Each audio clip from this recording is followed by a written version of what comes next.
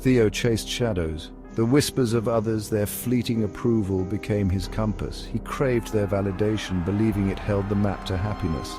Each fleeting compliment, a drop of rain in a desert, left him thirstier. Days blurred into a cacophony of expectations. He strived to please, to mold himself into the person others wanted him to be. His own desires, faint whispers, drowned in the roar of the crowd. Emptiness gnawed at him.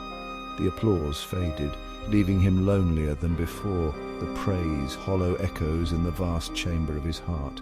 Where was this promised happiness? Lost in the labyrinth of the city, Theo stumbled upon a haven. Tucked between towering buildings, an old bookstore stood defiant, untouched by time. Silence within, its sign proclaimed the words, "A balm to his weary soul." He entered, drawn by an invisible force. The scent of old paper and leather enveloped him. Dusty sunlight streamed through the high windows, illuminating rows upon rows of books. The silence, a stark contrast to the world outside, resonated within him. Behind the counter, a woman sat reading. Her face, etched with time, held a quiet wisdom. Her eyes, when she looked up, met Theo's with an uncanny knowing. It was as if she had been expecting him. Looking for something specific. Her voice, soft as falling leaves, startled him. Theo shook his head, unsure how to explain the turmoil within him. He noticed a single book on the counter, its cover starkly blank.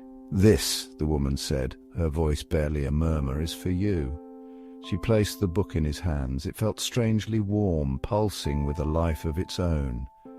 "The answers you seek are not written in ink," she continued, "but in the silence within." Theo frowned, puzzled. "But there's nothing here," he protested, turning the empty pages. "How can silence speak?" The woman smiled, her eyes twinkling with ancient secrets. "Listen," she whispered, "and you shall hear." Frustration gnawed at Theo. Days turned into weeks, the blank book a constant reminder of his inability to hear this so-called inner voice. He reread the woman's words. "Listen, and you shall hear." He sought solace in the bookstore's silence, spending hours amidst the books. Slowly he began to notice the quiet moments between thoughts. He started to listen, not to the clamor of the world, but to the subtle rhythms of his own heart.